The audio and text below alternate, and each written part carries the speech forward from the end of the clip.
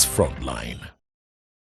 President Yoweri Museveni used his 2026 State of the Nation address to defend the national resistance movement 4 decades in power, highlighting economic growth, wealth creation, and infrastructure development, while calling for an end to corruption and poor performance in public service. Addressing Parliament at Kololo ceremonial grounds on Thursday, Museveni's recurring message was "No more sleep," a slogan he said should translate into ending corruption, laziness, diversion from development goals, and tolerance of non-performing leaders. No more corruption and no more politeness to non-performers who want leadership for their own ego and personal interests. The speech also contained some of the strongest criticisms, yet directed at public officials accused of failing to implement government programs. The president repeatedly condemned corruption and what he described as leaders who are detached from the communities they serve, insisting that leadership should be about results rather than status. Leaders talking of allowances to reach their people and get them out of poverty, I almost get nausea. I feel like vomiting. If you don't know, when I look at you, the way you do things, I really feel very not pleased, but out of politeness, I've been keeping quiet. But now I'm telling you. While the president highlighted macroeconomic growth and raising exports, there was little direct reference to the financial pressures facing many households. Unemployment among young people remains one of the most persistent concerns in Uganda's growing population. While the address outlined where Uganda has come from and where it hopes to go, many citizens will likely judge its success based on whether the issues closest to their daily lives receive greater attention in the months ahead. And so we ask, did Museveni speak to the reality? This is The Frontline.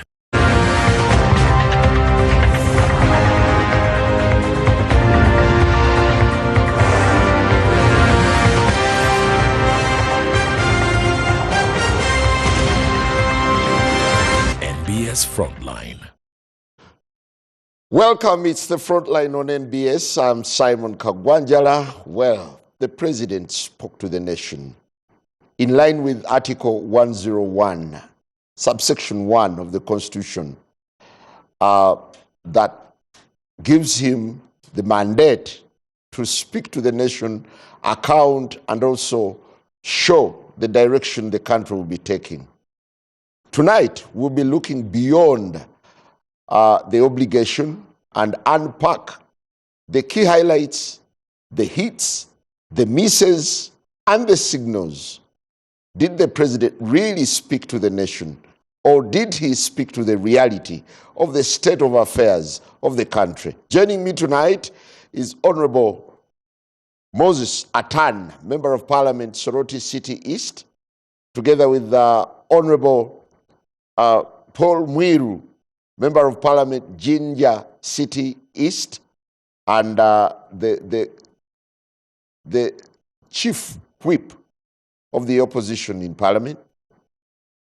We have our frontliner, Honorable Ofono Opondo, Member of Parliament for Older Persons from the Eastern Region, and our frontliner, East. For Eastern Region. For East, yes, noted.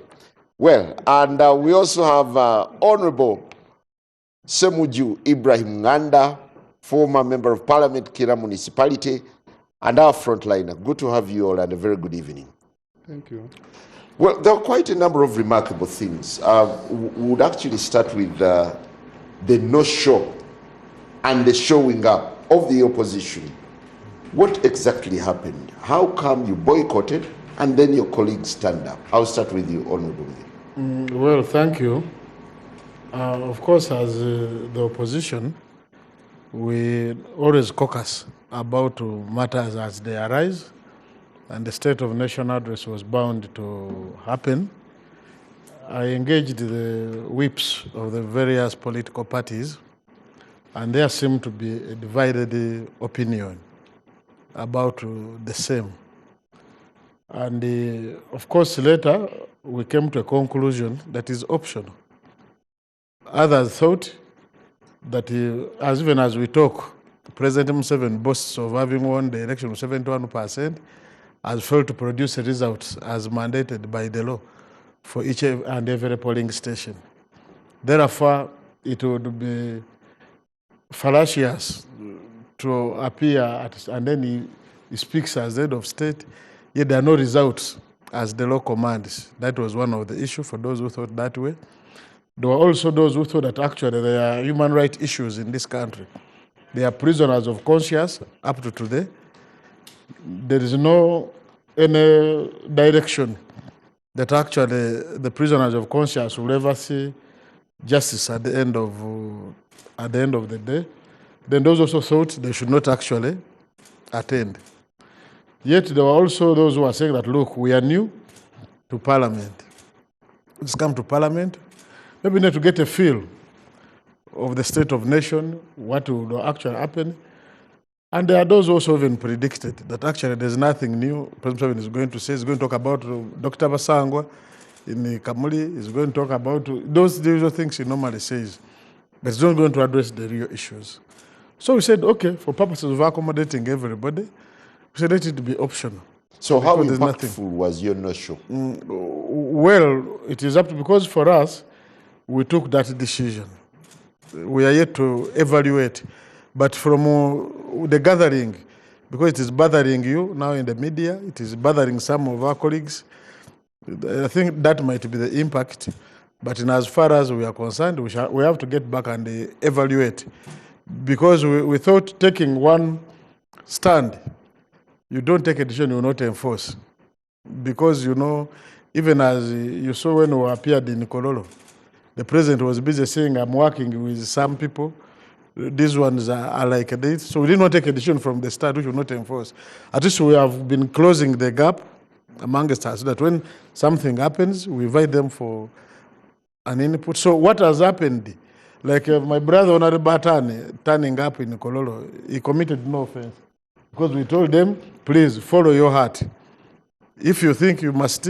Then also the issue, I think, of communication, because we talked to his whip, the whip of FDC, as to how they were in touch. So it was about the individual position. So you've started on a note of a divided opposition No. from the onset. Actually, there's no division, because even the decision, people to follow their hearts in respect of that matter, was the agreed decision that we agreed to that position. Do you realize how tired the tactic or strategy of boycotts has become?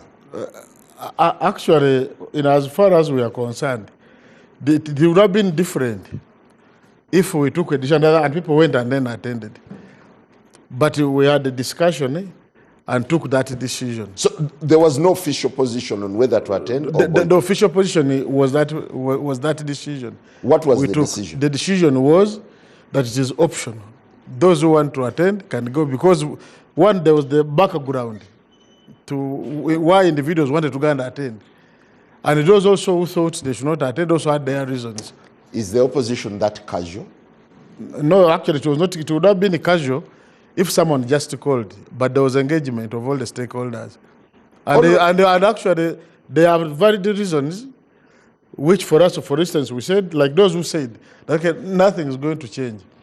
They predicted that President Museveni will be talking about, like before you talk about the fruit factory, like one was saying that if Museveni was going to do a showcase of Atiak, Amina, where they have been giving billions, the President Banana Initiative, the Magol, all the money where the money has been going, that this is what we have done, this is the impact. Maybe it would have made sense.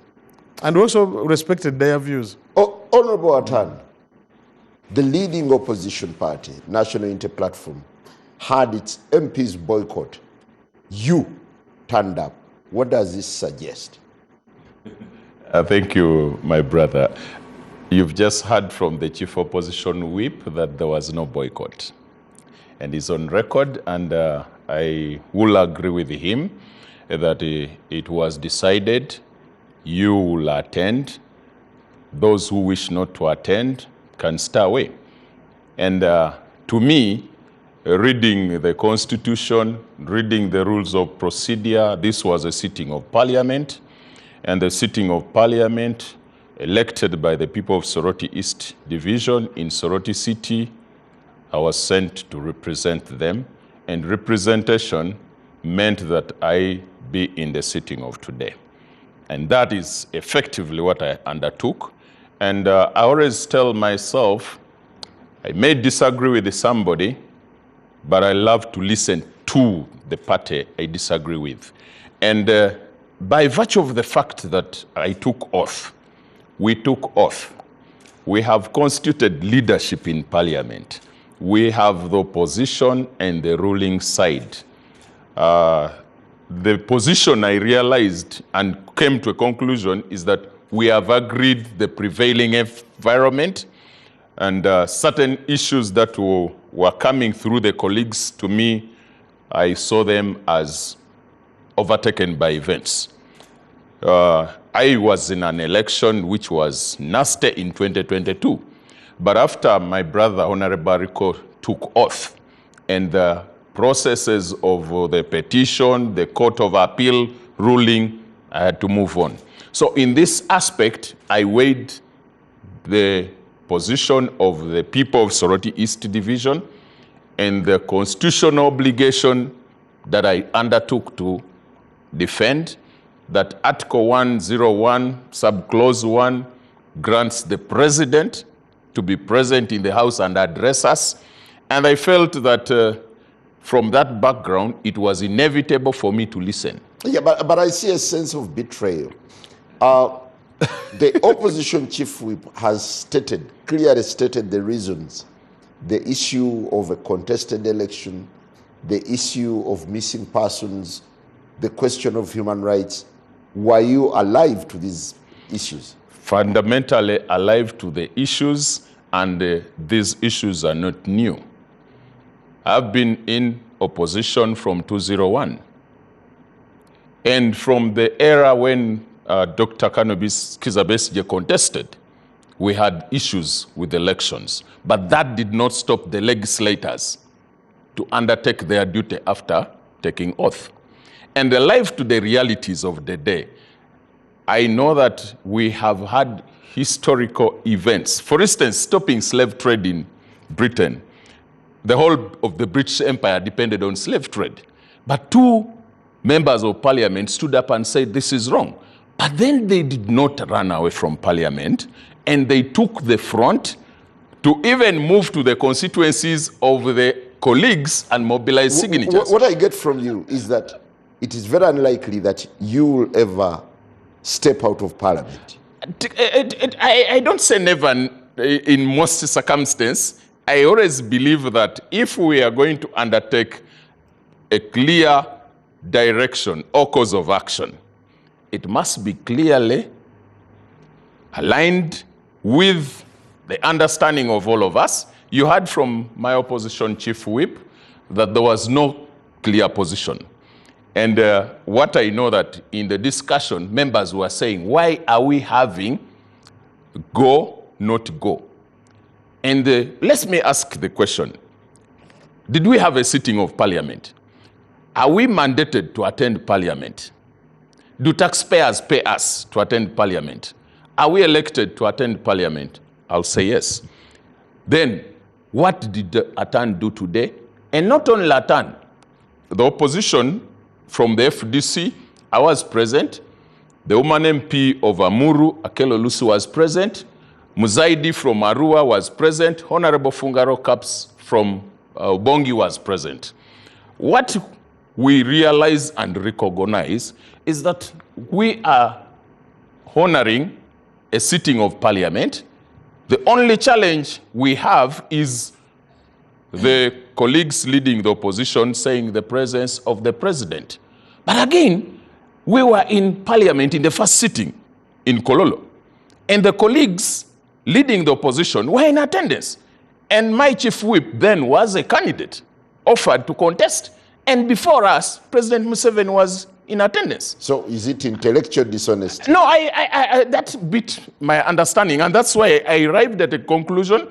If President Museveni being present in Parliament by the law and by the rules of procedure, and we attended the first sitting when he was present, and today we are saying no or go. I opted to go. Thank you. What's your take on the boycott by a section of the opposition? Well, first of all, let me just say, all these three colleagues of mine, you know, they once belonged to one party, to FDC. Our viewers need to know that. They still belong there. Yeah, I said once. I said once.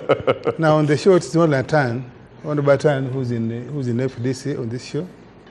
Muro has since moved twice or three times.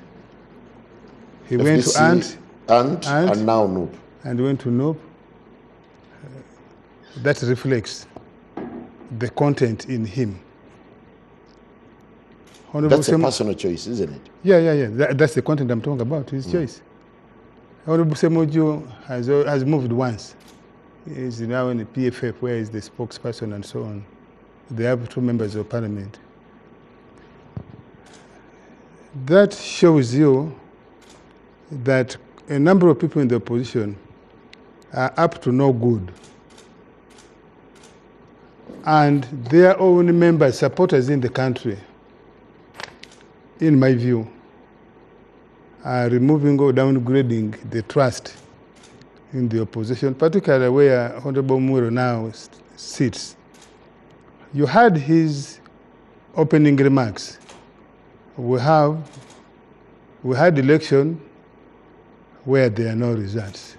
They have not published. Is Honorable Muro saying he's in Parliament without being gazetted?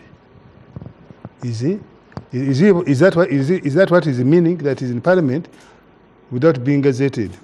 To the best of my knowledge, you can't be sworn in if you're not gazetted. And therefore, you cannot be gazetted if there are no results. So Honorable Muro is being dishonest, not just intellectually, but by body. And I'm glad with what Honorable Batan said. President Museveni convened for the sitting that elected the speaker. Honorable Muro was a candidate, was the official candidate of his party. Nope. Why didn't he stay away?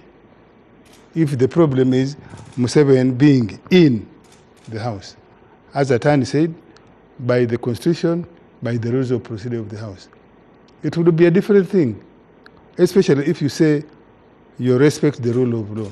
If the president was in Parliament without those 2 instruments, the Constitution and the rules of procedure, I would support his boycott. But I think they are in some theater.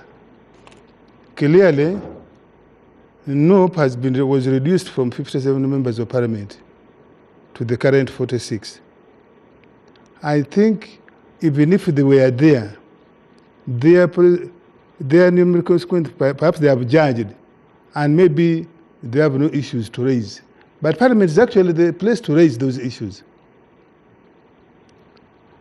So, I think... So you want to suggest that what he suggests, what he fronts as key issues, human rights, disputed election, that they don't hold water? They hold water to the extent that some of the issues are factual. But they don't hold water to the extent that there are going to be hundreds of sittings of Parliament where people with those concerns can raise them. There are also other avenues, like this one now, where you can raise. He does not have to boycott. So that's why to boycott Parliament, in order for him to be heard, or in order for those issues to be resolved. So was it for mere attention-seeking? Yes, attention-seeking, and that's why I'm saying he was on the theater. They were playing theatrical. Because again, in his own argument, Honorable Muro says that, see, there are colleagues who are new in the Parliament, and they love to come and see how is Parliament, how is the state of the nation, he was referring to other members of the opposition, perhaps even NRM, with the new people. I would love to enjoy Even if the president was going to repeat himself, like, please repeat the sermons, I would want to go to the cathedral at Rubaga, Nambirembe, and hear, if there is a new priest, for example, how does he approach issues?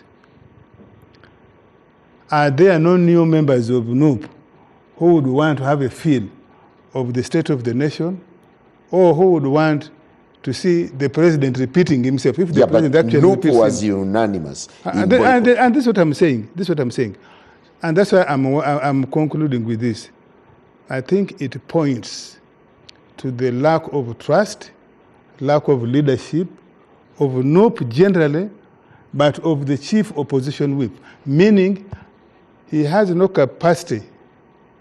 He didn't have the persuasion to convince the broader opposition that the direction NUP is taking in leading them the first few weeks of the first few sittings, actually the second sitting of Parliament, that they can offer leadership with good direction. It is actually a vote of no confidence. If, as he says, they actually convened a meeting and consulted, they laid to them the reasons why they should not be in the House. And the other opposition people, UPC was there, I saw them, including the president of UPC, Honorable Kena.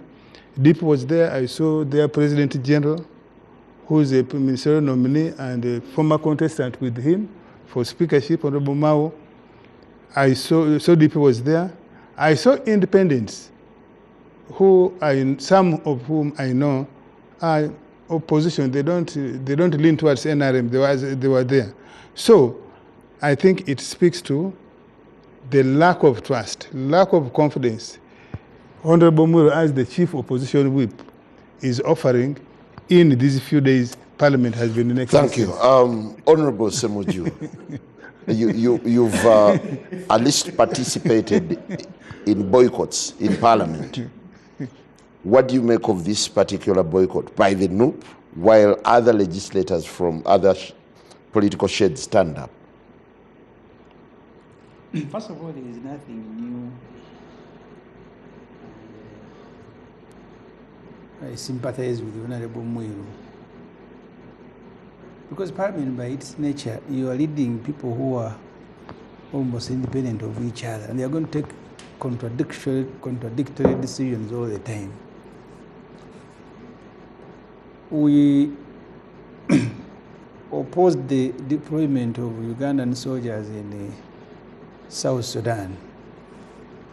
When the motion came, the Honorable Boranya Gilbert was a second. At that time, I think I was a whip of FDC. I was very bitter. He had defied me. I nearly removed him from a committee. You had the powers. You can be defied even by your own MPs. You've seen NRM MPs defying NRM, and they are called the rebel MPs. MPs are not simple people. When General Muntu walked to me proposing to appoint me chief opposition whip, I declined. I told him MPs have no discipline. I'm not going to be their supervisor. And he told me, Ssemujju, we are training you to be a leader and you will not choose how. Okay, I said, okay, now I surrender. But I had declined. Because we pursue different things. So you can have MPs from your own party defying you. You can also have MPs from other parties defying you. How ordinarily do you reach a position of boycott? No, I don't want to lose the background before I come to answer that. First, there is no party in the Parliament called opposition. There is a constitutional group called the party in opposition, and that is no at the moment. The rest of the colleagues, you can work with them when they won. As chief opposition whip, one time I was reading names of opposition MPs to committees. When it came to UPC, NRM was reading UPC, I was reading UPC.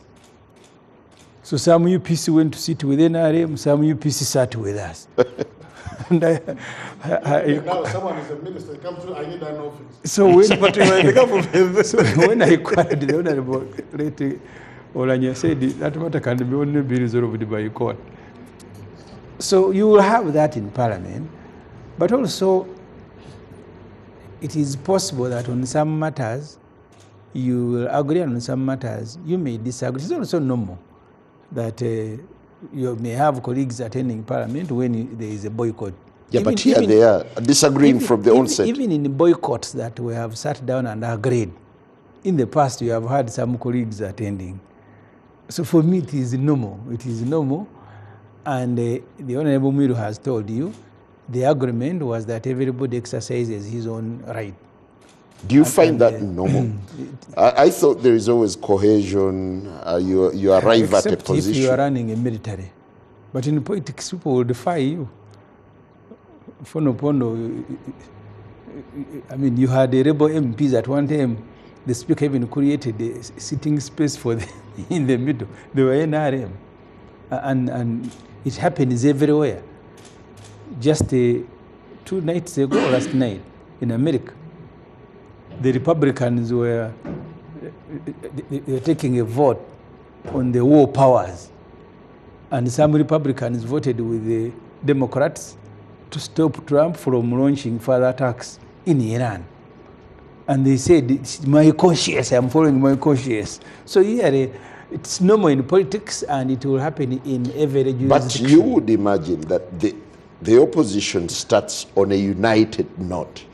But on the speaker, they were united. They had the Honorable Mwiru. Even on this one, we are united. We are united. Even on this one, we are united. So I really don't see anything big in it that you have.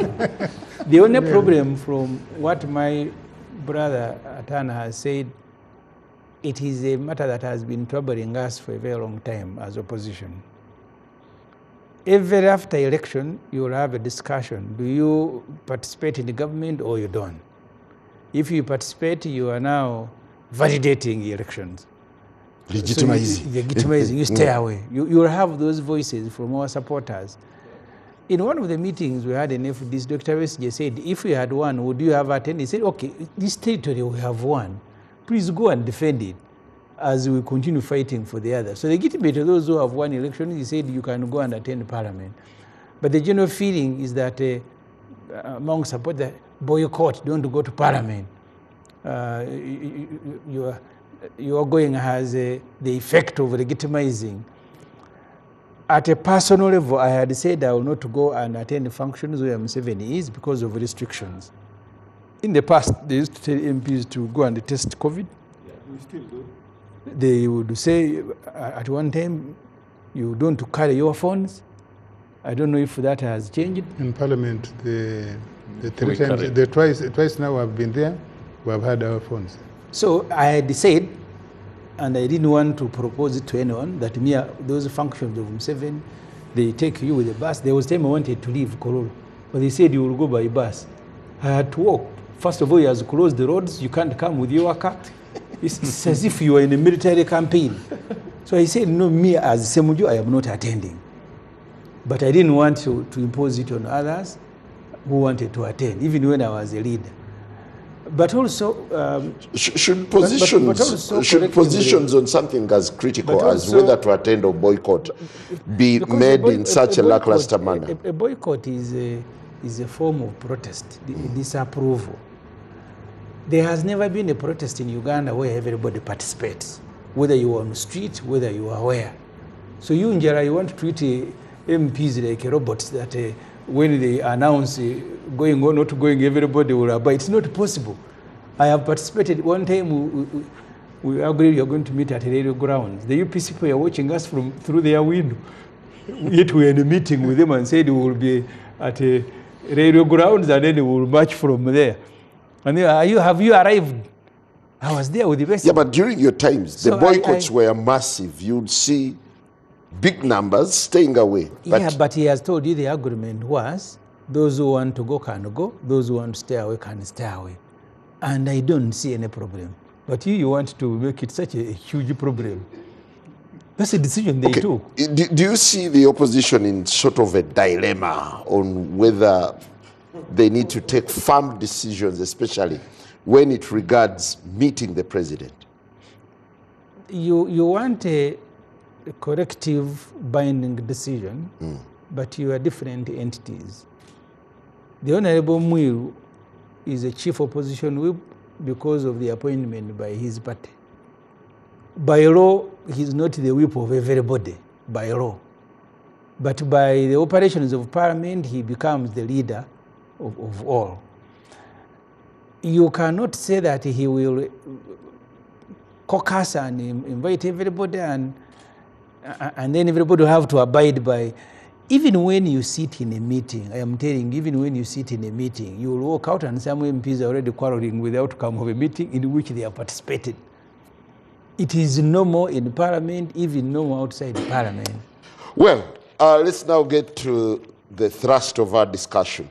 How would you unpack the President's State of the Nation address? I'll start with you.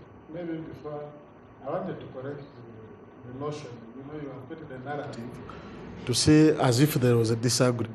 I want for the record to say that there was no disagreement.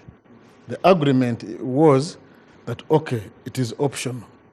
And for you to say that actually, you see, you can't dismiss it because optional cannot be a decision. We are now discussing it here. You understand? That means it's not a simple thing. Then to my brother, Honorable O.O., the Presidential Elections Act creates a duty on the Electoral Commission to gazette results for every polling station in the country. You don't just announce a block figure and then that's the end. They did not do that. We have been demanding for that because we have data forms from some other areas. We want to know how did they arrive at the 71. That's one. Two, about to, for instance, I'll give an example. There are, you know, there's the politics, as Hon Ssemujju has said. There are whips of other political parties. When Honorable Mao was appointed minister and Honorable Santa Room, the members of whips and people came and told me, don't give them office. They have now in the government, them get office from NRM. But I knew that was a simple thing which would cause a problem. I said, they are members of parliament. I'm going to use my powers as a whip to allocate them their constituency offices. If they are tomorrow discarded by then, they'll go back to their office. But just imagine if because I picked that small thing and put it at the center. Even now, as we talk now, I can comfortably talk to all the whips of other political parties because there was a position. That's why we have no issue with the Honorable Attorney. I don't want to delve into the other arguments he has advanced, but I want to conclude by saying that there are only two powers, the state power and the people power. I've been telling my members of the opposition that the state does not need you. You understand? They have the numbers.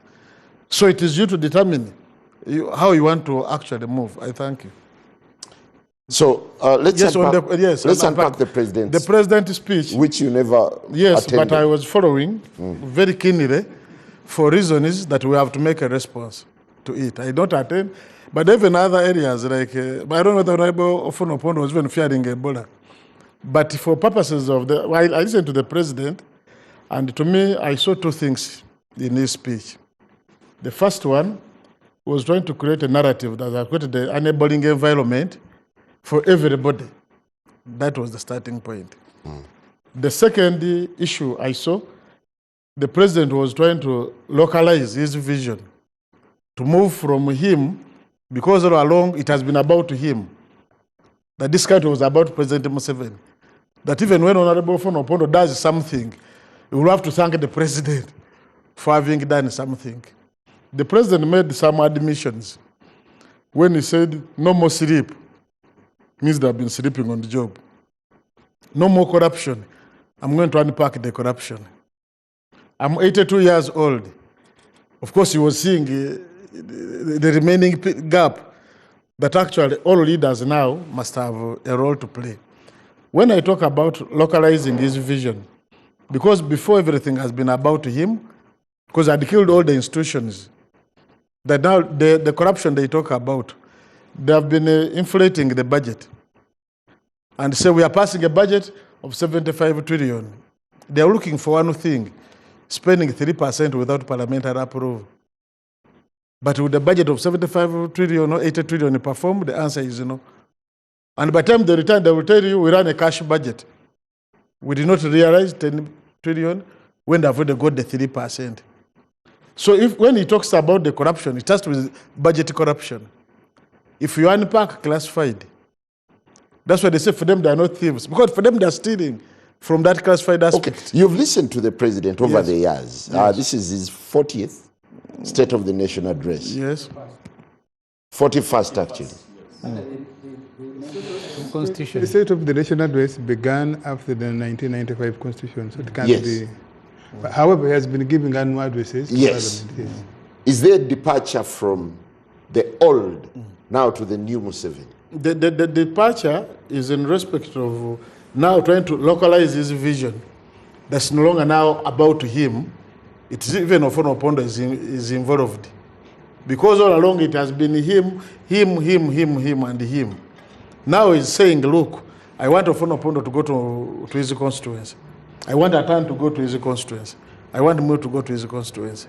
But what we need now to discuss as MPs, does Ofono Opondo has a budget to do that?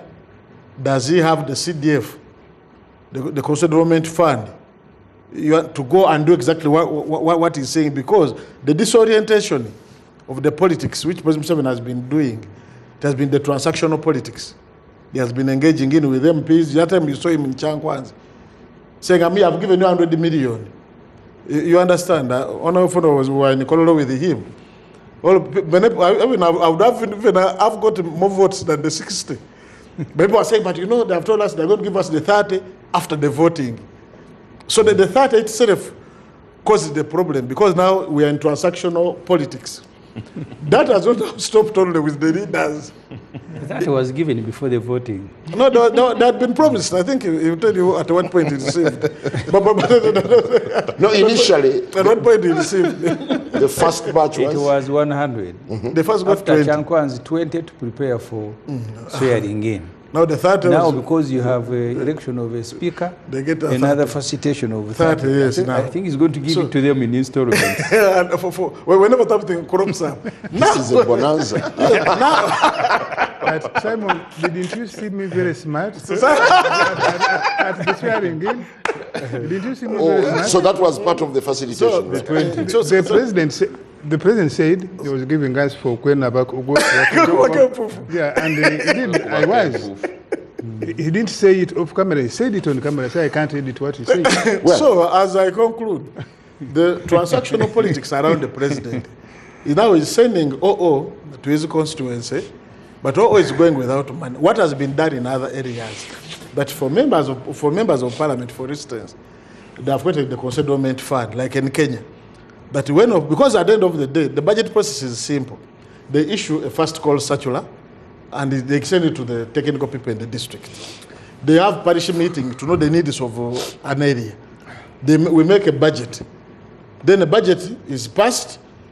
The ministerial process statement always has unfunded priorities. But it's telling to go to the people, and then people say, now we need a borehole, we need this, we need the other. At the end of the day, even when you talk to the public, they will say, now we have listened to what you have said. Now you go to the real issue. The real issue is that now every leader must engage into the politics of economic foolery, of getting the money and then giving to them for something.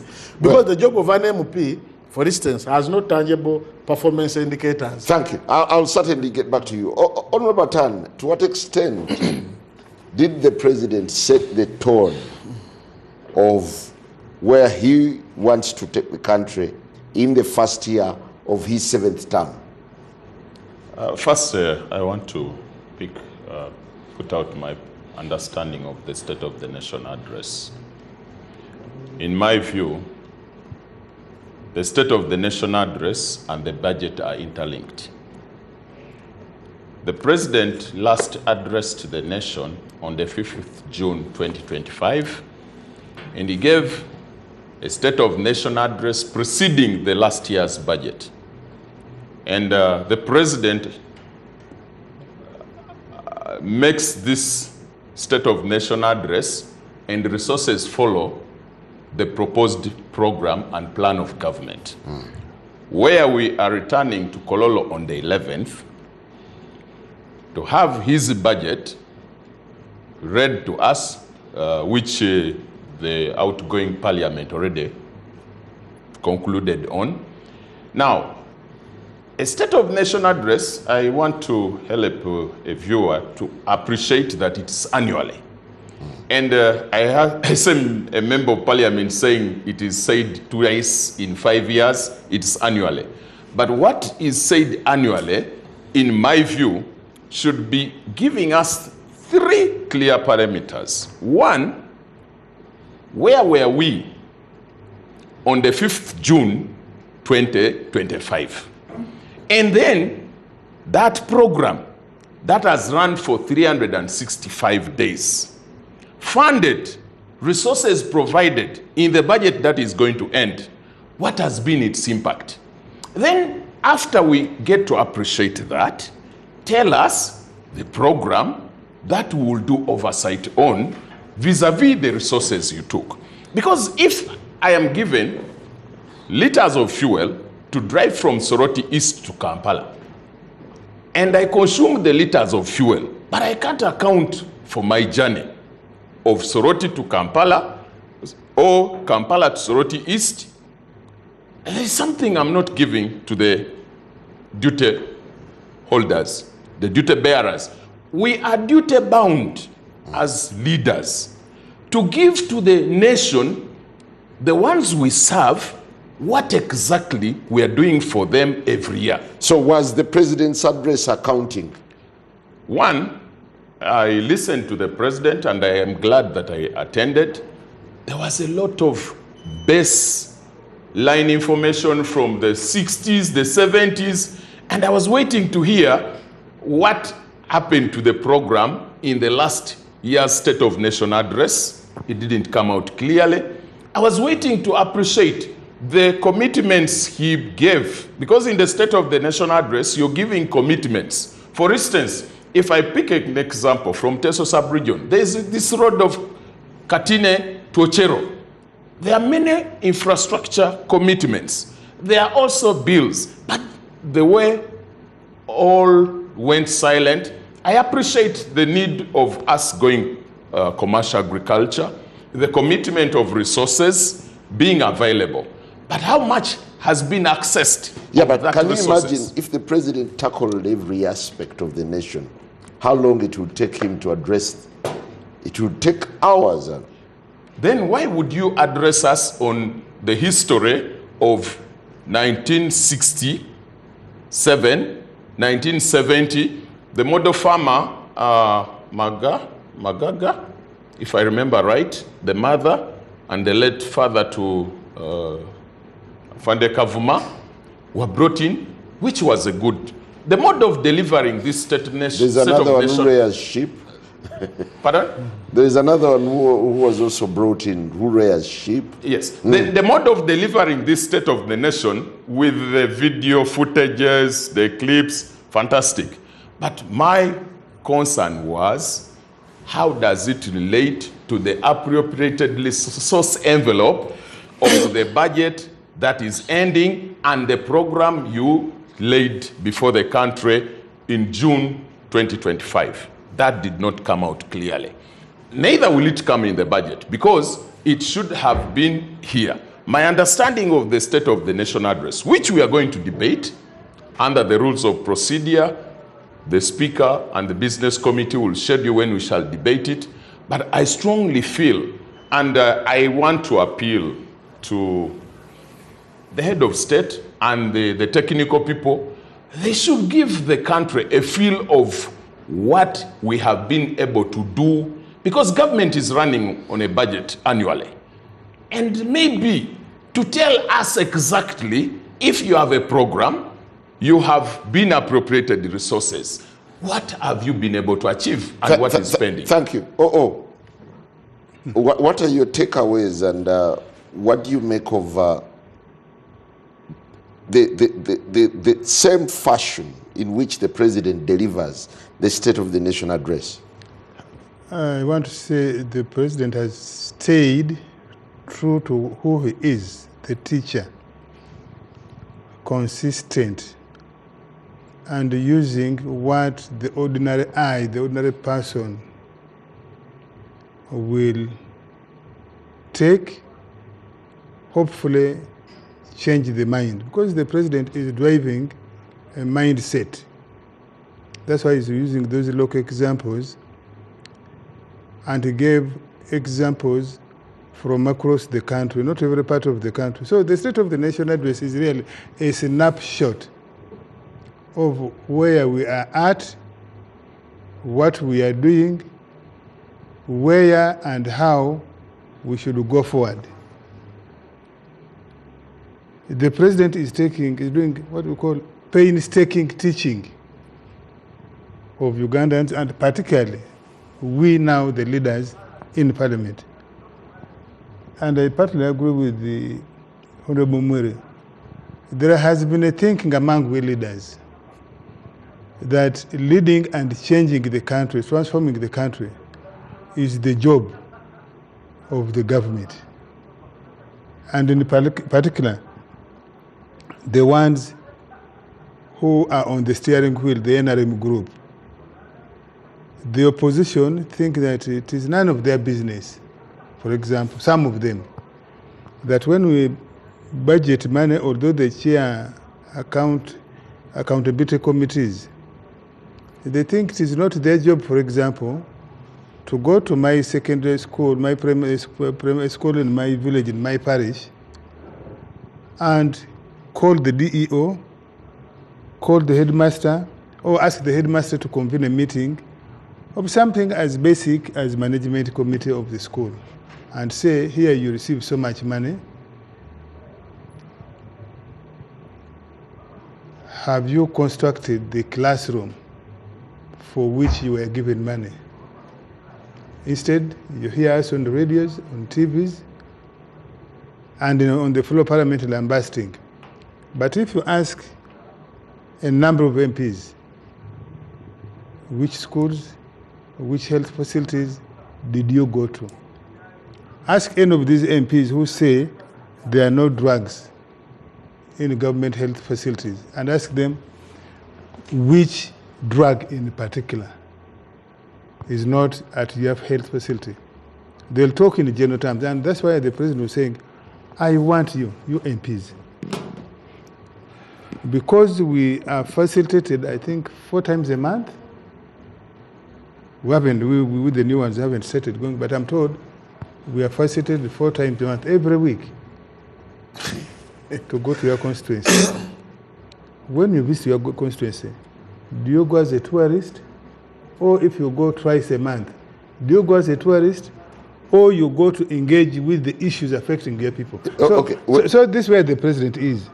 When you listen to the president, is rallying leaders, particularly we elected leaders in the parliament, in the local council 5, local council 3. When you listen to the president, he actually described this as Chisanja, no more sleep. Yes.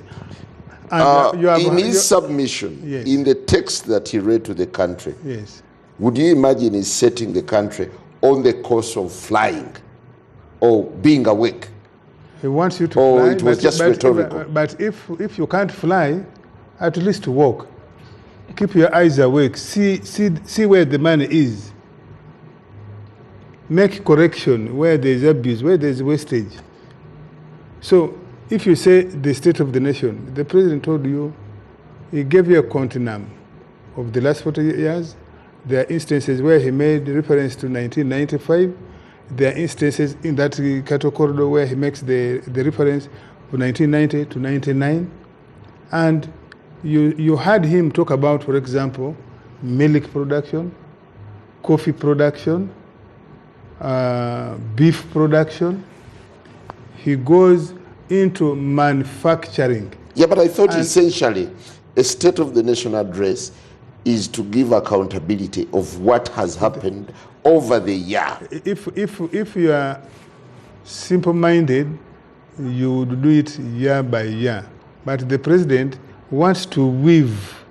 When he's talking, he's weaving through so that you don't lose where the thread has been needled, where the thread is needling. And there are many of us who think that the president should speak as if somebody who's leading a very developed system or society. The president is leading Uganda as is, so that you don't miss. So how do you track what he promised last year with what he promises this like you and me, we read. Before today, did you refresh your mind with the last State of the Nation address? We are now going to read the next budget in a week's time. Are you refreshing your mind?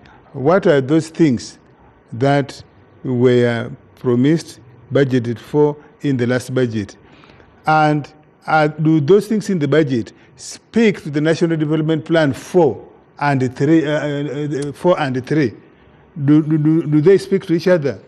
And that's how you can understand and appreciate how the president presents issues to the country. In my view, his approach is a good approach. And where is the evidence? Over the last 40 years, Uganda has moved. In some places, of course, some places where there has been disappointment. The pace has been too slow. In some places, we have actually galloped. In some places, we have galloped. Yeah, but how would we account, and the president mentioned this, how do we account for the life expectancy moving from 43 years to 68 years? Do you appreciate that to an extent the president was simply performing a ritual? Even a ritual is good. It reminds you what you shouldn't do and what you should do. Let's take a break and return with the Honorable Ssemujju Ibrahim Nganda.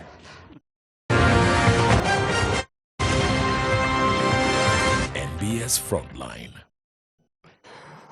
Welcome back. It's the Frontline as we continue unpacking the President's State of the Nation address that kicks off his 7th term as President of the Republic of Uganda. What are the takeaways, Honorable Ssemujju? I Did you listen in the first place? Did you watch? I watched the State of the Nation address. I think it took nearly 2 hours. With ease or nearly, with pain? about 140, about 1 hour and 40 minutes. The Honorable Ssemujju said can't speak for long, can't travel, can't campaign. The president looked tired. There was no energy in his delivery.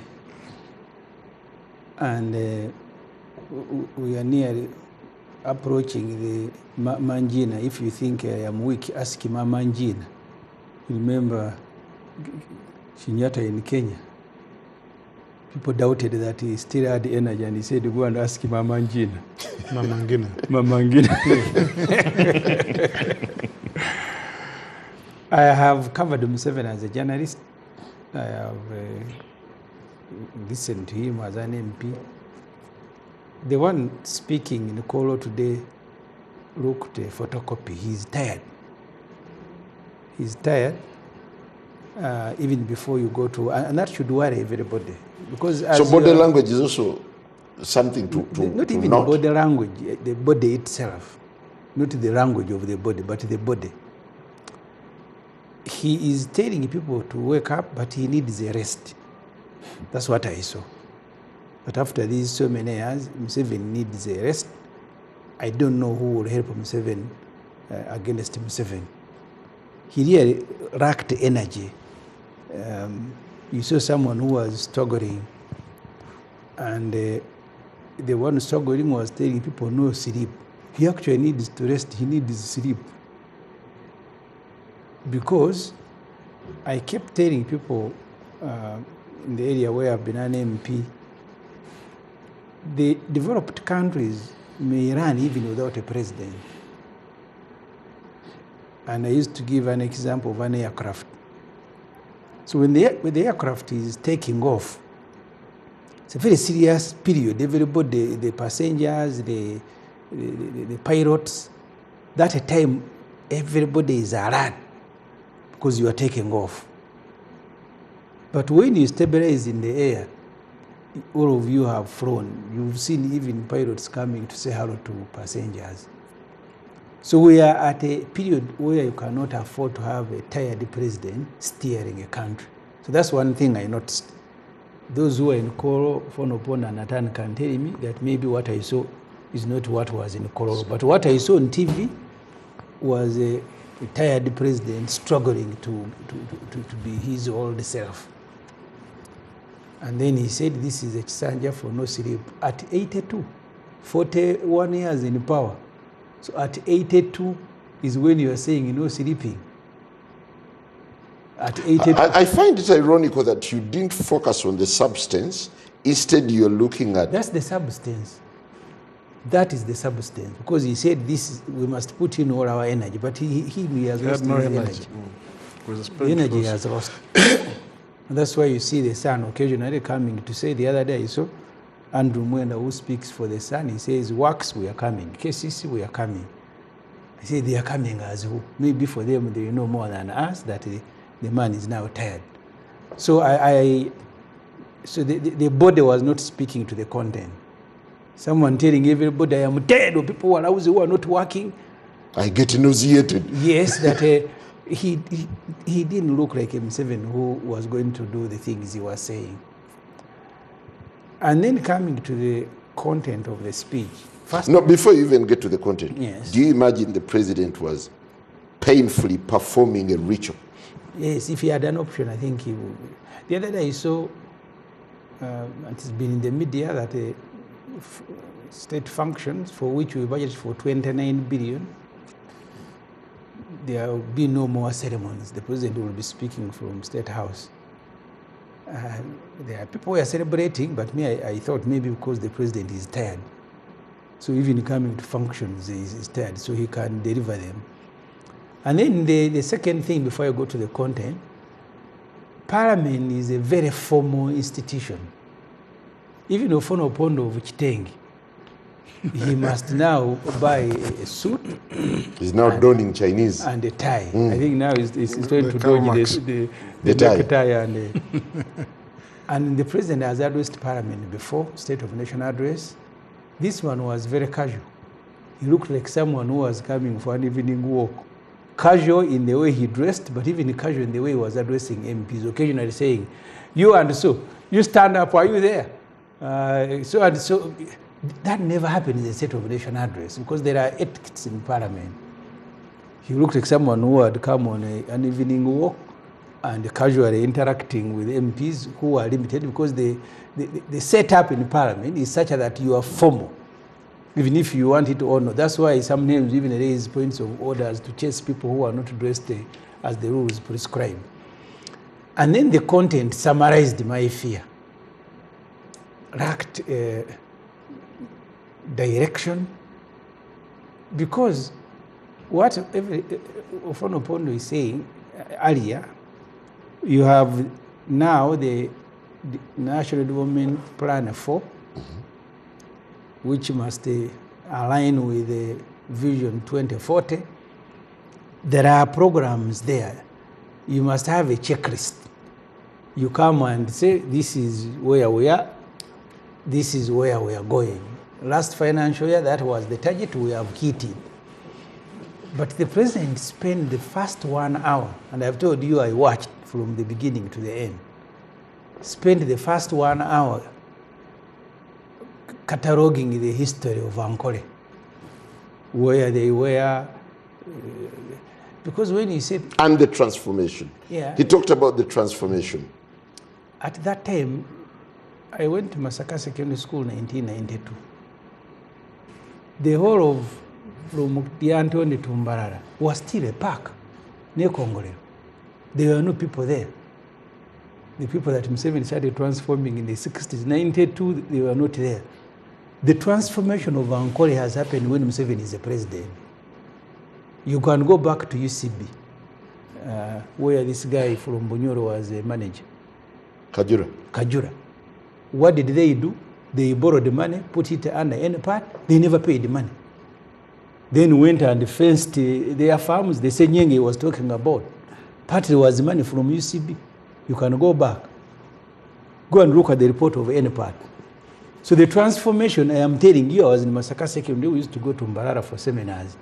Near Congo, the whole of that place, animals, which is now Lake Mburu. So that transformation has happened when Ankole have access to power and state money. The farms is talking about in Rwachitura. You need to go. I don't want to read the people's names here. They will be angry with me. But each farm has 4 government vehicles. They are the directors. The money they pick here, they just go and fence and buy senyeng and do farms. It's not the ordinary people that have transformed. These ones who have access. I chaired the committee on Kosasi, and I did a report on human resource. So you're now fact-checking the president's address? I am telling you, the obsession with history, first of all, is not factual. It's not factual, because I visited Ankole as a young person, and I have visited Ankole today. It has really transformed because they have had access, consistent access to state resources. When I chaired Kosasi, I did the human resource, a report on human resource in public enterprises. The CEOs of all the public, 49% were from West, mainly Ankole. The northern Uganda had 9%, and then a few other areas with nobody. I come from Chazang. Weekend, you will see all government vehicles going there. And then you can take the northern road, or even the eastern. I think that's a very delicate issue. It isn't. It has been an issue there. I remember Mukurare is did in one of the meetings, and Museveni said he has assigned in Sibambi to go and find out when the Museveni's performance, either 2011 was poor in some areas, and Mukurare said these are the issues in our area. He said, no, this is not true. Then he assigned in Sibambi to go and find out. So the people from his area have and continues to have access to state resources that they are using to invest.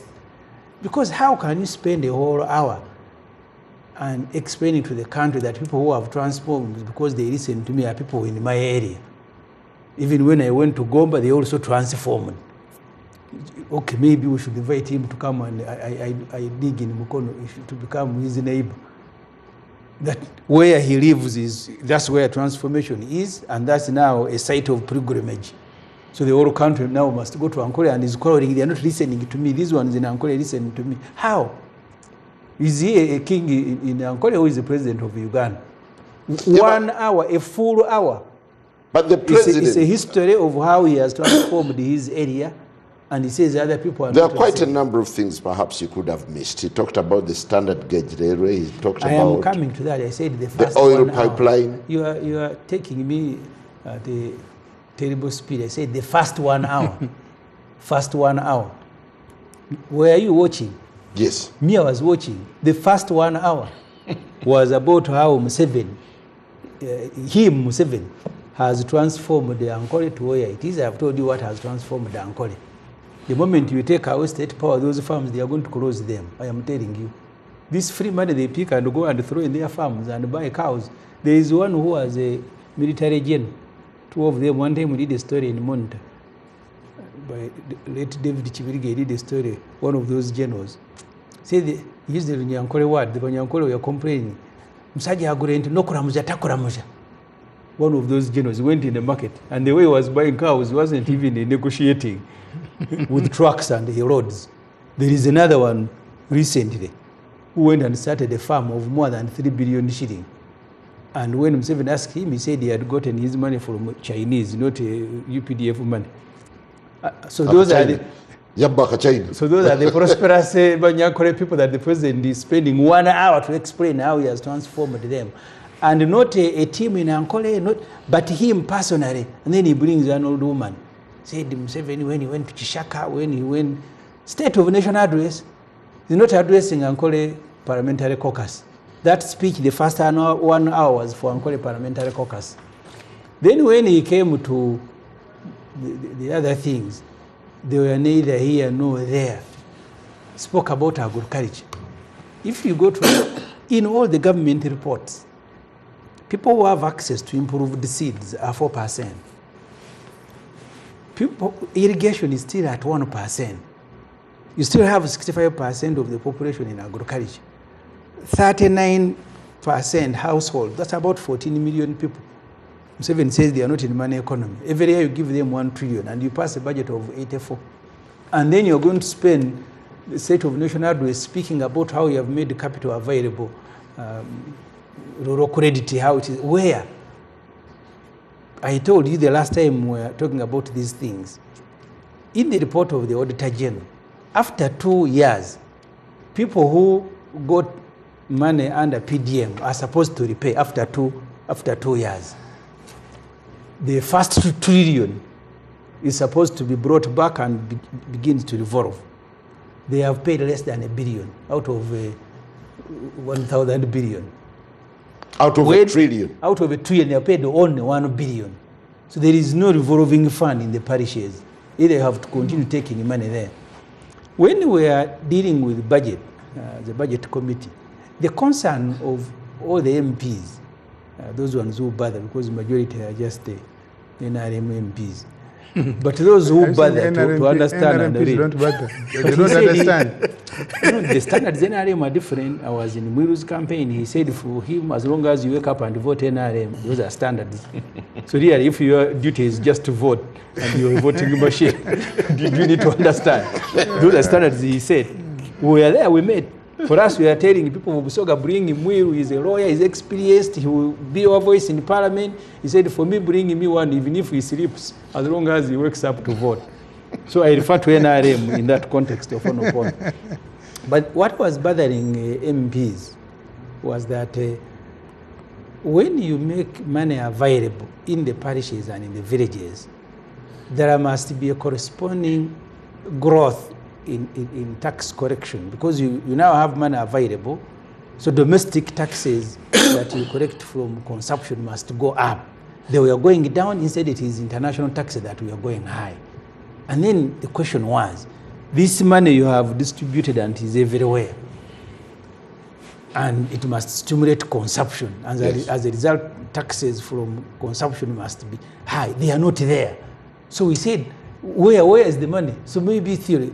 The people are happy that you can line them. This money is not different from the money that is distributed during campaigns. People will eat it, and that's where it will end. It will not boost production. Well, I'll certainly be coming back to you. I had just finished the first 1 hour. Yeah, but do you realize that you've also spoken like I am him? sympathizing with the OO and Atan who went to Kololo. Well, I'll certainly come back to you to analyze the second hour. Yes. Is the haggardness of the president a big issue for the country to focus on, like Ssemujju is raising it here? Let me first respond to what Honorable Ssemujju says. The president is referring to Ankole only insofar as he was directly engaged from the early years and step by step. Since that year, he's mentioning 1967. What is now visible on the ground? I'm saying if leaders in other parts of the country were to do something similar, and the president has been on record taking people to see not just Ankole, but other parts of the country where there is a bit of positive difference. Yeah, but Ssemujju debunks it as a lie. Is it a lie?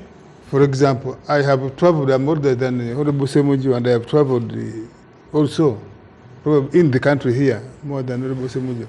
I know for a fact that in that area of Acholi, for example, the area of Lango, if you flew on a helicopter, by helicopter in 1990, in the whole of Acholi, probably you would see the late Otema Limadi's house.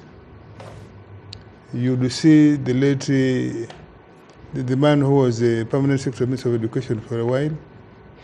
You would count either Mategura or Mabat houses in the whole of Acholi, if you flew there those days. Or if you just drove by the roadside, all the way from Kambdini to Gulu, which is by about 76 kilometers.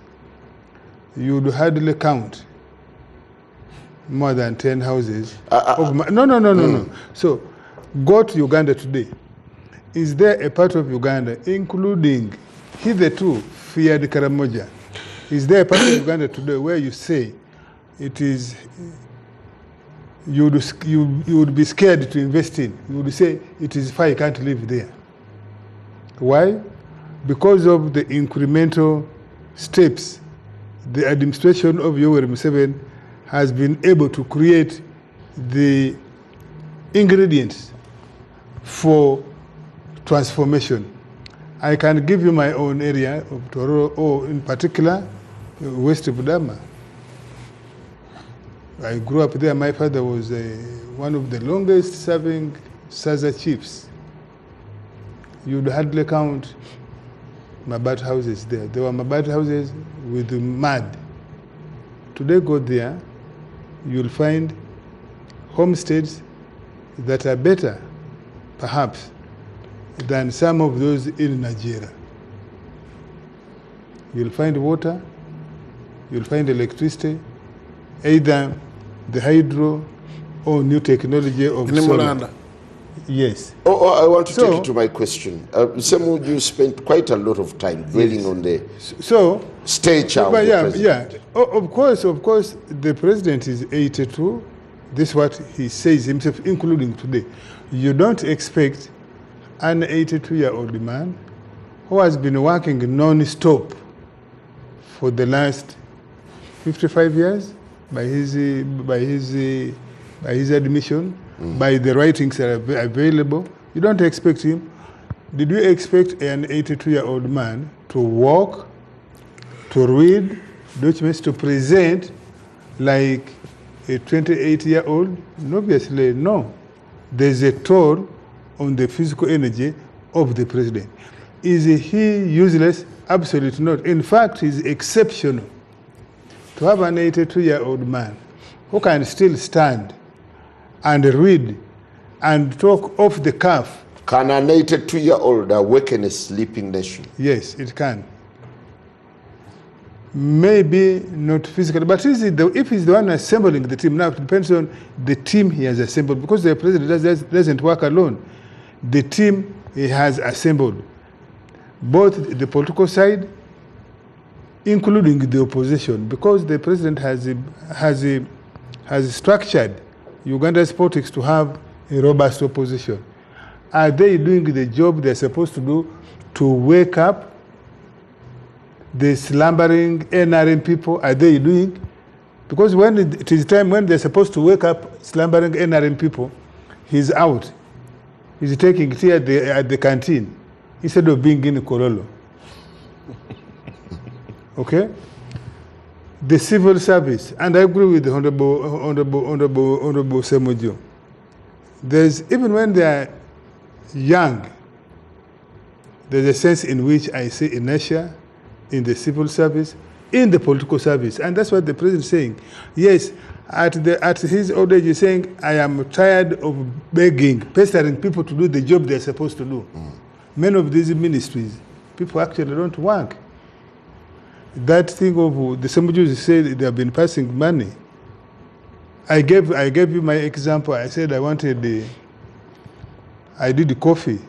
I had thought that those people in the Ministry of Agriculture would be happy that somebody of my level is doing. If you cannot serve somebody as known as Ssemujju, or as known as Ofono Pondo, for example, why should I trust that you are going to serve somebody who is small in the village? So is the president likely to crack the whip this time? Unlike the usual where he says, this time I'm really serious. Don't stand on the way of an old man. Because an old man now, he can crush you. And I hope he lives, but the president has been crushing. You know, over the years, how many people have been crushed who are marking time where the job is supposed to be done. He has done so. Now, it is, and that's why he's enlisting your support, that when he crashes Ofono who doesn't do his job where he's deployed, let Ofono not come and cry to you that, you see, he's crashing me because I'm a journalist. Then you support me because I'm a journalist like you. You have seen cases where people line up behind their tribesmen. When the president appoints them, they don't share their salary, their emolument with their tribe mates. But now when they are crushed, then you will find a turn. Everybody crying, why are you touching our Muteso? Now that's what the president is enlisting your support. That please let me crush these people, these nothing doers. This is what he's saying. Let me crush and help me crush these nothing doers. As someone who has handled communication, before I move to Honorable Batan, yes, do you subscribe to the school of thought that the president's speech was light on content and loaded on trivia? No. If the same things we are dealing with haven't resolved, we should repeat. And I keep giving you, Njana, this example.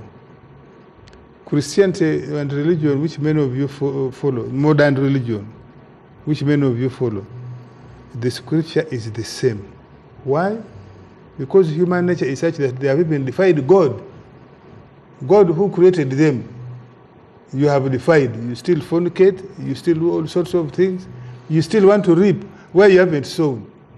What's wrong with the president saying poverty is, because what are the issues? The president saying we are failing to transform. Should we abandon that message simply because Njana is going to say you are repeating? Have your priests abandoned the Bible? They haven't. Have the sheikhs abandoned the Quran? No, they haven't. What is bothering me with Ofono, you see, Africa is in trouble. I saw people who are educated like Ofono, yes, winning Butafrika to the nomination center. The and choice, speaking the same way you're no. speaking. The choice of whether the choice, beer. Yeah. The choice of whether people, younger people. The choice of whether we want Museveni or want him to retire. First of all, rests with him, the person, the individual. Of course, there can come a time when NRM or Ugandans push him out. But first of all, the choice is his. Secondly, the second is his group, the NRM. Have they judged that he is incapable in our estimation? Do they have an option? They have an option. Would he kill them? If they said we don't want him, would he kill them? Would he kill all of them? Okay. No, he wouldn't. So you have, first of all, with the NRM and the Ugandans have made that choice. So we cannot blame the president. We have made that choice. Honorable Atan, when you listen to the president's speech, of course, Honorable Ssemujju picked out the nitty-gritty about how the president looked, how casual he was dressed. But does he give a projection of a country that is now waking up into serious business? Well, I'm a positivist and I want to give a benefit of doubt, but with reservations. Why? Because if I give a builder material to build a house from the foundation to the ring beam, and then I come to expect the builder to account, and the builder has not reached the ring beam, I have reason to be disturbed and worried. What this country and the people we represent wished, in my view, they should have heard from the head of state how far we have moved from the last time he addressed the country. After that State of the Nation address, I went to Mulago, casualty ward, and I was trying to get to a relative who was involved in a motorcycle accident. Then I walked through Cancer Institute, and I imagined those patients and the conditions in Mulago, casualty ward, then Cancer Institute, as they listened to the head of the state address on the State of the Nation. And then my mind reflects on a farmer in Teso, Karamoja, which two sub-regions constitute about 60% of the cattle corridor of this country, where there is no effort like it was being testified on the other part of the southwest of the Nile. And then I imagine the NRM supporter who is in Teso, Karamoja, where they don't see these testimonies from the head of the state vis-a-vis their sub-region. Teso sub-region, Karamoja, 60% of the cattle corridor, nothing like a breeding center. And today we had a proposal, a program laid out to have irrigation schemes. But in the 80s, in the 90s, Teso had irrigation schemes. the potential that covers this country, and we have to take juice from as far as Egypt. They are depending on the Nile. We are underutilizing the Nile. We are underutilizing the water. And today we hear the proposal of irrigation schemes in Ngora, in Serere, in Bukedea. And the question I'm asking myself, when did we realize we need this? And I'm hoping that the next State of Nation address, after a year, the president will account and say, yes, we said we were going to do the irrigation scheme in Ngora. This is how far we have gone. In Serere, this is how far we have gone. In Bukedea, this is how far we have gone. We have also transformed the cattle economy in Teso sub-region and Karamoja. In comparison to the other part of the country, this is what has changed. The president went every mile to show you how successful, for instance, PDM has been. The testimonies of people, the videos. Isn't that something that is plausible? Well, I am privy to some reasonable information with regards to some of these testimonies. I remember one time the president was going to Kumi under the NADS program, and in Teso there is a tendency to leave goats to move. The technical people and security people collected goats around Kumi and took them to somebody's home, and the president went and saw a successful farmer. I am privy to even one of the testimonies today in Sironko. This person is a money lender. The security can do background check from Sironko. Is a money lender who is making money from exorbitant high interest lending, and it is being propagated as a success story of farming. Now, when you prop up that person, and the poor farmers in Bugisu and Sironko in particular know what they are going through, and this is the success story, it beats the success story being popped up. You really have to do. And I want security and the president's team to do background check after the things have been covered. Go back and do background check. For instance, you want in to Teso, say the president was duped with those videos? I have given you testimony during NADS. I am sharing information that can be cross-checked. And I am also sharing, for instance, in Teso, one of the successful farmers in Serere who was visited, this person had started long ago. And it is not PDM. And I'll implore the president to look beyond the PDM and look at how we transform agriculture the Kenya way. Government cannot be a money lending agency, yet we are not giving farmers farm inputs and subsidizing the cost of production. If we are not giving quality seeds, we are not giving farmers implements. For instance, there is a crisis where farmers want to open agriculture fields, tractors are not there. The tractor schemes at the sub-counties, where are they? Farmers are competing with the full oxens to open their farms. They are opening late. They are depending on rainfall, surrounded by water bodies. Now, in Kenya, at the end of the day, the subsidy and fertilizers, the quality of the seeds, the quality of the pesticides in Uganda, go to downtown here. You are buying things that are substandard. And UNBS is like not there. Today he testified about the USAID coming to support the killing of tsetse flies. But look at the pesticides we're having as a country vis-a-vis how people are losing valuable resources because of poor inputs, and we can't run away. I have heard the Minister of Agriculture saying CDOs and the extension workers are going to be held. Let's ask the question, what budget are we providing to local governments for the extension workers, and what kind of system is supporting health service providers. Thank you. We're going to take a very short break, but Honorable Muiru, do you wish the president had touched on certain things that he skipped?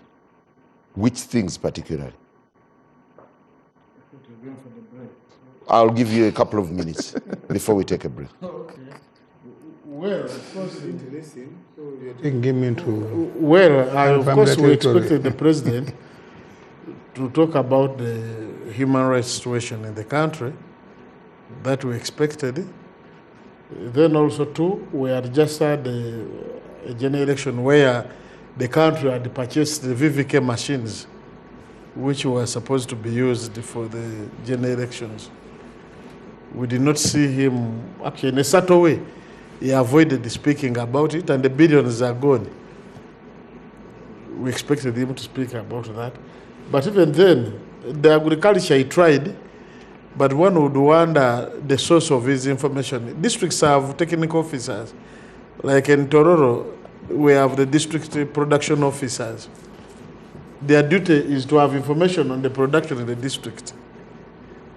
But these things he's speaking on, and there's even projects where he had put, I expect to talk about the Sorot Fruit Factory, where we put a lot of money, and when the parliamentary committee visited, they found the owners making juice out of these chemicals, adhesives. And then, this was Tororo, this was Sorot Fruit Factory. People expected them making juice from the fruits from Sorot. That was not taking place. I expected him to showcase for attack, where we have passed billions and billions, to show how, instead of concentrating on 1 million, someone of 1 million, expect him to be talking about like the Professor Muranga's thing, where we have given over $1 trillion, to show that this is what we have invested, this is the return on investment, because there must have been feasibility study on that. We did not see. We expected him to showcase the Magola thing, where we have been funding. He has been concentrating on the small things, like it goes to Busoga. Of course, when some, like the gentleman of the mango, we didn't see the mangoes. You understand? I don't know whether you also watched that. The products we were talking about, you would see that those gardens had no fertilizers, they had no irrigation mechanism under them, and virtually they were doing very, very badly. When he jumped on, for instance, Dr. Basangwa from Busoga, I started on a 50 by 100, I got 1 million, now I'm making 600 million per month. For an artist would be all these ministers, all these people who want to be appointed, and this is when they were ministers. The question, if the model works, why don't they jump for that? So we expected to talk about the seed banks. If you go to Kenya, there are seed banks. We actually, even of recent, we saw the government recalling pesticides, which had been used over a period of time. So we expected the president. Is that a bad thing? We expected the president to emphasize the critical areas. We didn't see him going there. Well, we'll take a very short break, and when we return, still we'll be looking at what was missed and what was captured. We'll be back. NBS Frontline.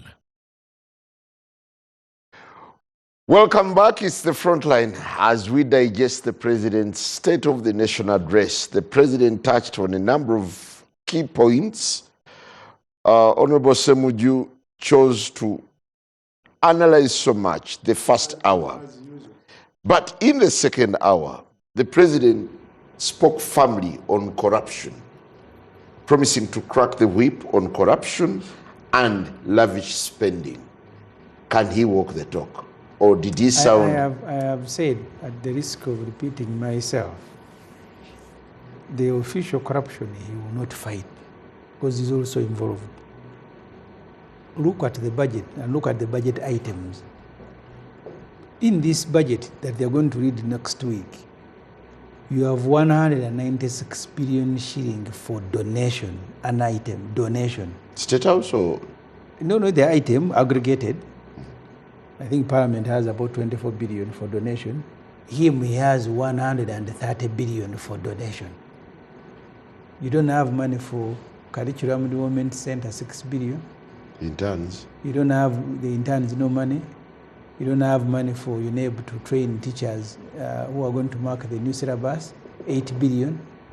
But you have an item called the donation, and he has one, and he does that every day. Even the MPs, the Ophonos, who are about to access a huge payment. Why don't you say you who has access to the last 15 years? I am telling you because I have evidence that I have accessed it. So you're just about to access. So I'm speaking from experience. He starts by lining them up. Jaribu, you guys, where you have come, there is free money. Jaribu is here for you. So they start in The starter. Yes, the starter. 100 for everybody. And he says now he's going to fight corruption at Parliament with everybody. So there are items. Yeah, but he's already demonstrated. He's already demonstrated this. The recent that is storm. I have told you the official corruption, you can't deal with it. You have money, I've told you, donation. He was speaking about people who take allowances and they don't go.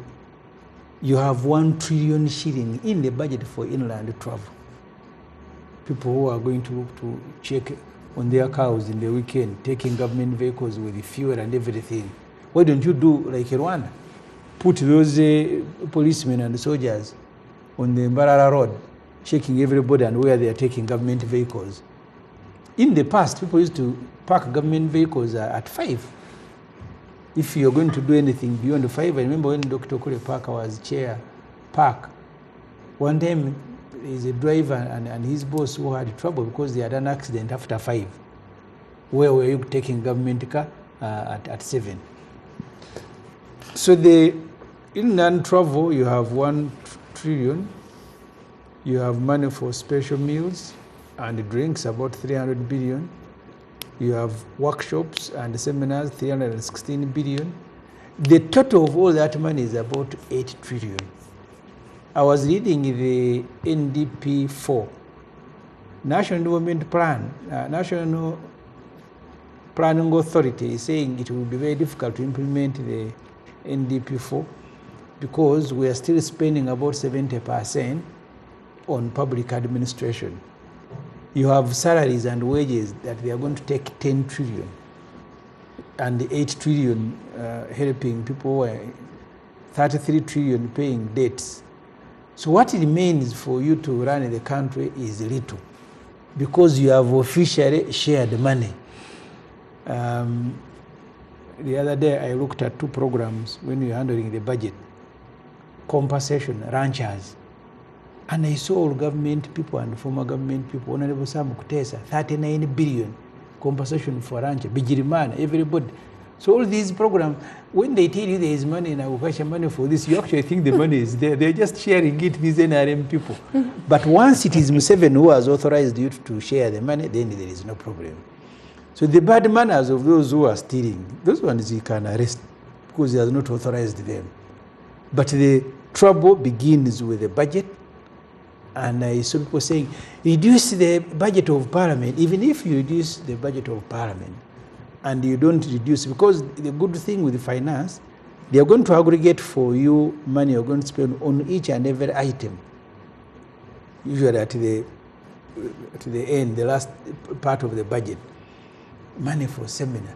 This time I even saw money for firewood and the charcoal, 17 billion.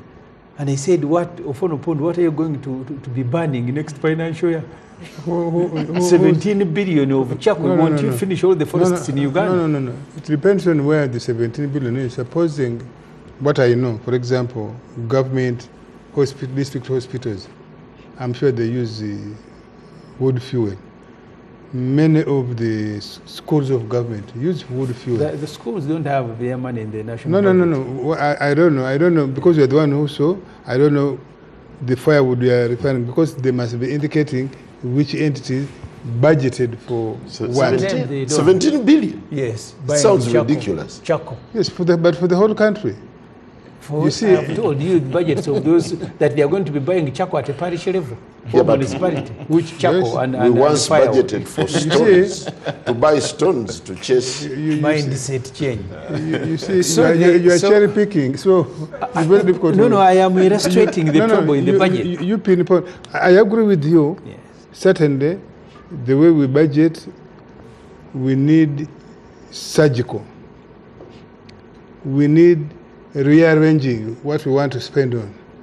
And then we need to close the gaps where there's evident abuse, especially by big people. I agree with you. I've been a government person. Issues of vehicles, you remember you had brought that proposal. But the beneficiaries... They stopped it. Yes.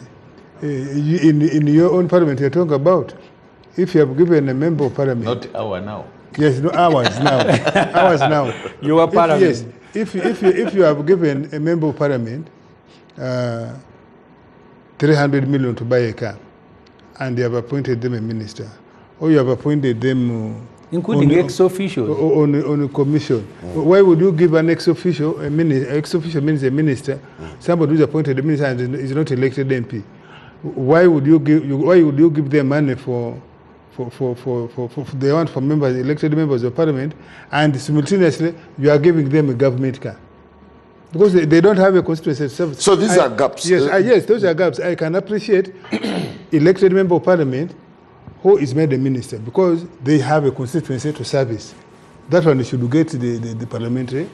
But an ex-official who has no constituency, what should they get?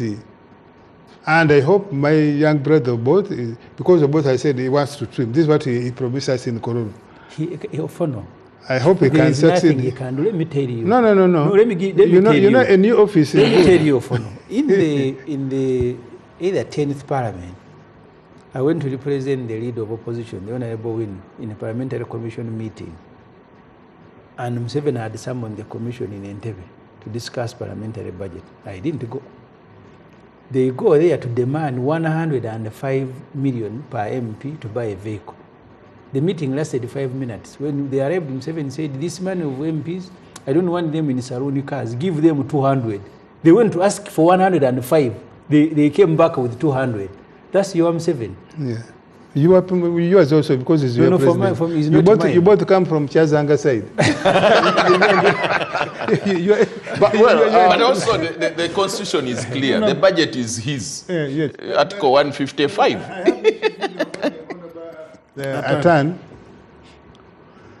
there are small achievements that government intervention is making. And the focus of the last 20 years or so has been on small people, the ones who are not earning at all. So I think we need to recognize those who are making modest accomplishments. True. And where this 1 million is useful. And I agree with you, we don't supervise them well, and that's why the president is saying, you MPs, go to your parish, go to ask the parish chief to show you, out of the 100 people who have got 100 million, how many of them have made some progress? What else do we need to do for them to consolidate the progress and expand? So I think that's a legitimate concern. But like Honorable Mweru was saying, is the president trying to offload responsibility? No. He's saying this responsibility belongs to all of us. We had many people have abdicated.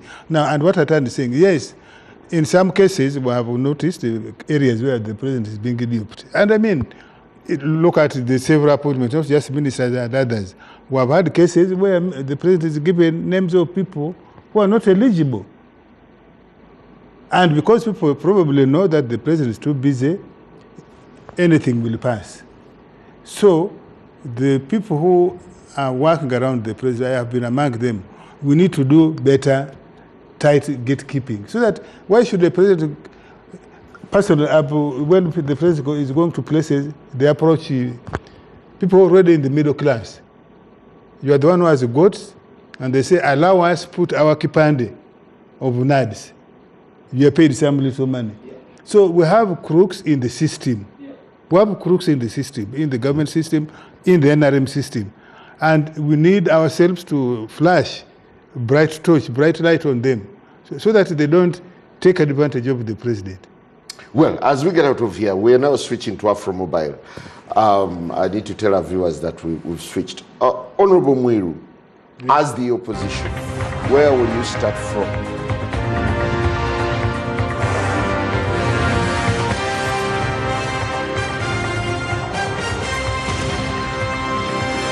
NBS Frontline.